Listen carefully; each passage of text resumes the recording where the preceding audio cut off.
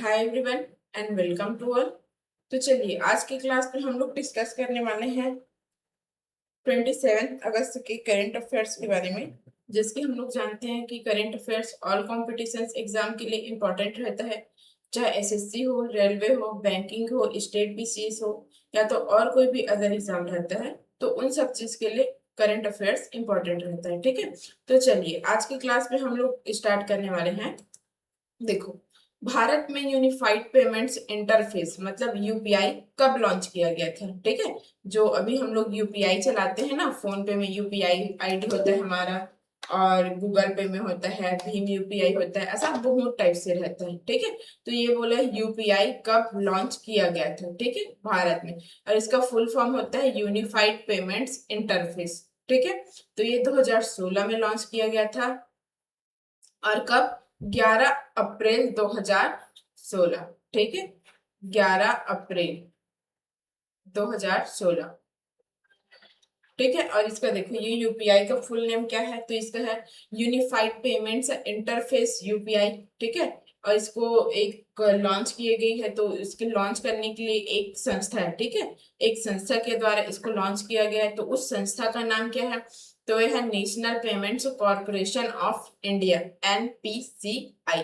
ठीक है, और इसका देखो ये लॉन्च उस समय किया गया था जब आरबीआई के गवर्नर ठीक है, आरबीआई के गवर्नर कौन थे? डॉक्टर रघुराम जी राजन। ठीक है, जब इसको यूपीआई को लॉन्च किया गया तो आरबीआई के गवर्नर कौन थे? तो डॉक्टर रघुराम जी राजन। ठीक है, तो ये उनके द्वारा ये लॉन्च किया, मतलब उनके द्वारा हुआ गया है। ठीक है, देखो इसमें प्रारंभिक बैंक कौन थी, मतलब इनिशियल बैंक कौन सा था? तो इसमें यूपीआई को शुरुआत में, ठीक है, यूपीआई को शुरुआत करने में 21 बैंकों के साथ लॉन्च किया गया था।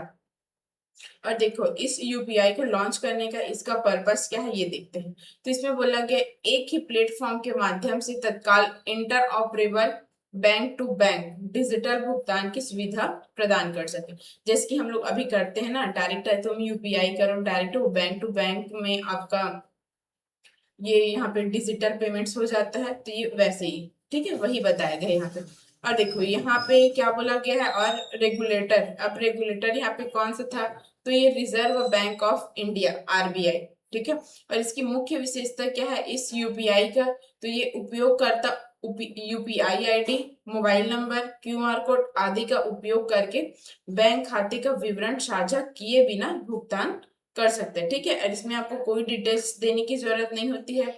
आप यूपीआई आईडी, मोबाइल नंबर और क्यूआर कोड का यूज करके आप यहाँ पे बैंक खाते का विवरण का इसका साझा कर, यहाँ पे ये मतलब आप किसी को भी पेमेंट ऐसा कर सकते हैं। ठीक है, और देखो यहाँ पे फर्स्ट यूपीआई लेन देन पायलट लॉन्च के बाद यूपीआई ने अप्रैल, ठीक है, 2016 में लाइव संचालन शुरू किया। यूपीआई एप्स, देखो यूपीआई एप्स के लिए कौन कौन से है? भीम यूपीआई, गूगल पे, फोन पे और ये पेटीएम।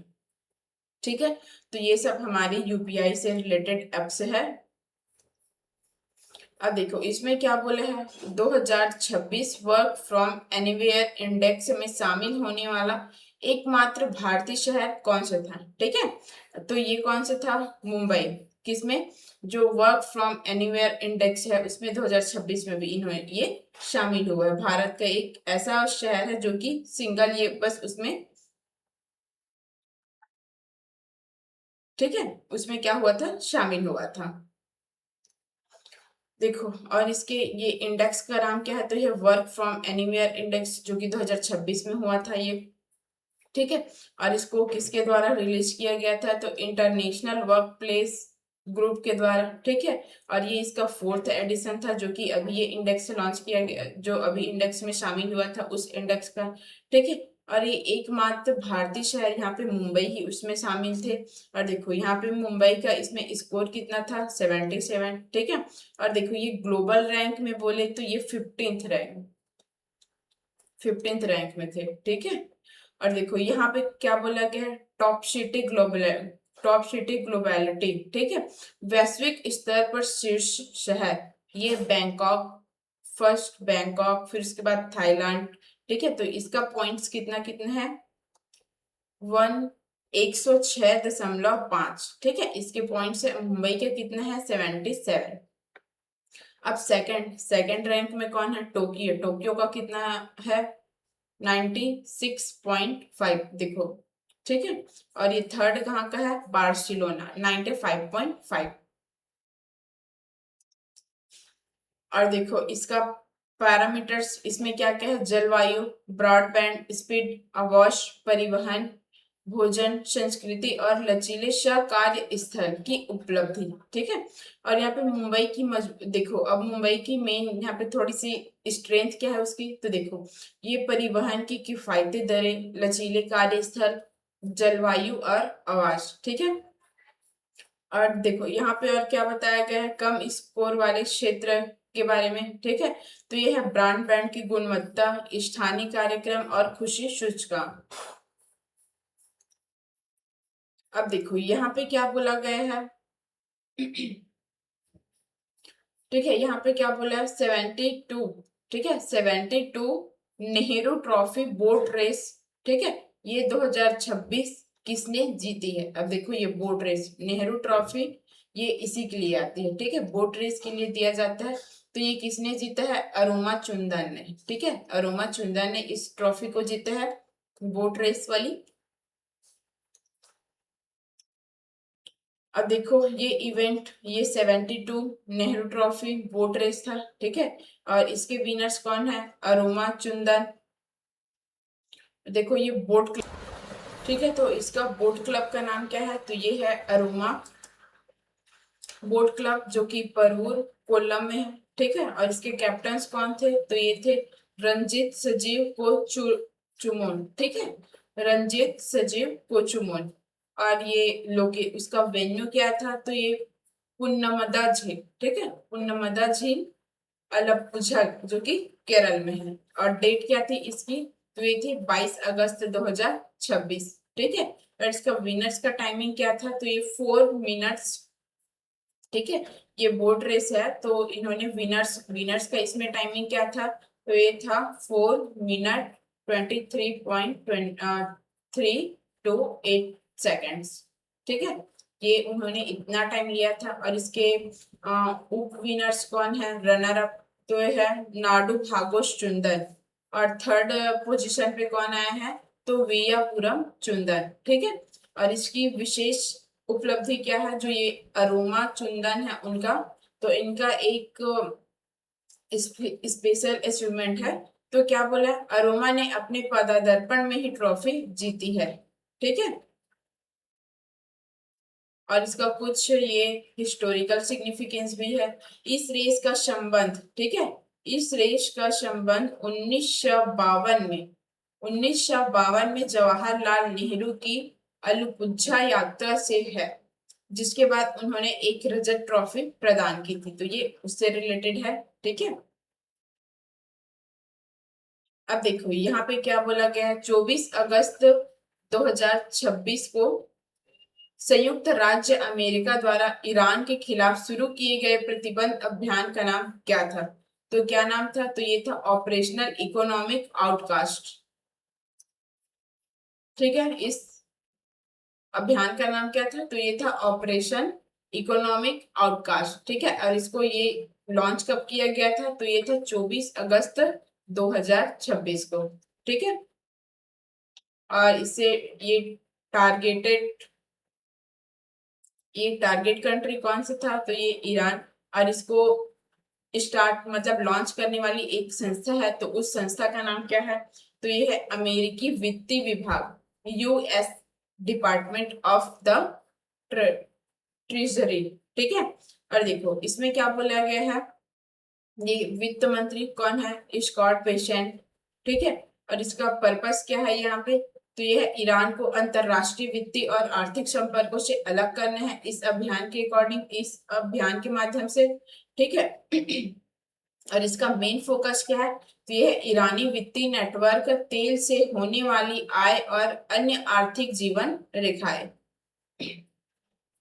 और क्या बोला गया यहाँ पे, इसकी प्रारंभिक कार्रवाई बोला गया है, तो ये ईरान से जुड़ी कई व्यक्तियों, संस्थाओं और जहाजों पर प्रतिबंध लगाए गए हैं। फिर ये इससे रिलेटेड कुछ ऐसे वर्ड्स है जो यहाँ पे इस अभियान से है। तो ये आर्थिक हमला, ठीक है, इकोनॉमिक कंसलॉट के रूप में वर्णित किया गया है। इसे इकोनॉमिक डे भी कहा गया है, ठीक है, इकोनॉमिक डे भी कहा गया है इसको। अब देखो यहाँ पे क्या बोला गया, 3 दिवसीय राष्ट्रीय जनजाति भाषाओं और संग्रहालयों पर सम्मेलन 2026 में कहाँ आयोजित किया गया था, ठीक है, 2026 जो भी यहाँ पे कहाँ आयोजित किया गया था ये पूछा है आपको। 3 दिवसीय राष्ट्रीय जनजाति भाषाओं और संग्रहालयों का सम्मेलन, ठीक है, तो ये मैसूरू में किया गया था। और कहाँ पे, तो ये होटल सदर्न स्टार जो कि मैसूरू में है, कर्नाटक में। और इस सम्मेलन का डेट्स का ड्यूरेशन क्या था, तो ये था 24 to 26 अगस्त, ठीक है, 2026। और इसके ऑर्गेनाइजर कौन थे, किसके द्वारा इसको ऑर्गेनाइज किया गया था, तो जनजाति कार्य मंत्रालय, central institute of Indian languages Mysore, ठीक है, और कर्नाटक एसटी कल्याण विभाग और Karnataka state tribal research institute के सहयोग से इसको क्या किया गया था, ऑर्गेनाइज किया गया था, ठीक है। और इसका इनॉग्रेशन यहाँ पे दुर्गा दास उइके जो कि केंद्रीय जनजाति कार्य राज्य मंत्री है, ठीक है, तो उनके द्वारा इनका इनॉग्रेशन किया गया था। और इसका मेन फोकस क्या है, तो यह जनजाति भाषाओं का दस्तावेजीकरण, संरक्षण और पुनर्जीवन, साथ ही जनजाति संग्रहालय और जनजाति स्वतंत्रता सेनानी संग्रहालयों को मजबूत करना, ये इनका मुख्य फोकस है।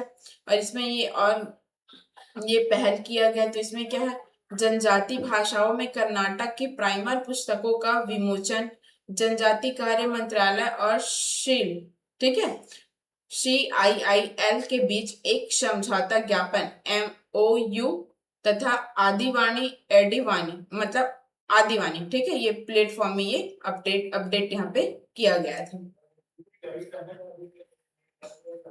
तमिलनाडु सरकार द्वारा घरेलू LPG सिलेंडर प्रतिपूर्ति के लिए घोषित योजना का नाम बताना है यहाँ पे, तो क्या था, अन्नपूर्णी सुपर 6 स्कीम, ठीक है, अन्नपूर्णी सुपर 6 योजना उनका नाम है, जो कि तमिलनाडु सरकार द्वारा घरेलू LPG सिलेंडर प्रतिपूर्ति के लिए योजना घोषित किया गया है, तो ये उनका नाम है, ठीक है, क्या है, तो ये है अन्नपूर्णी सुपर 6 योजना, ठीक है।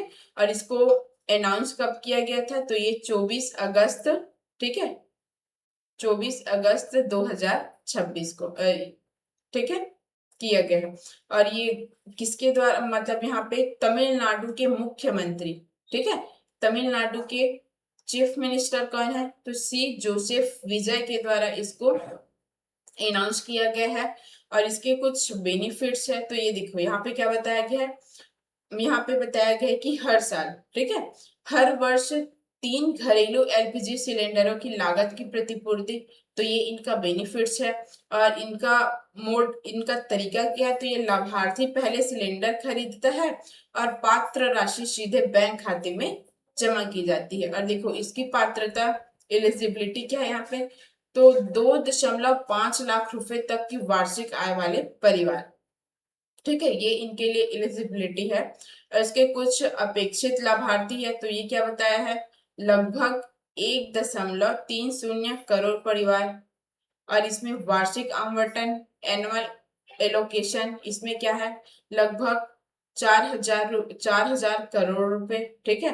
और देखो ये यहाँ पे कार्यान्वयन पोंगल 2027 से, ठीक है, इम्प्लीमेंटेशन पोंगल 2027 से।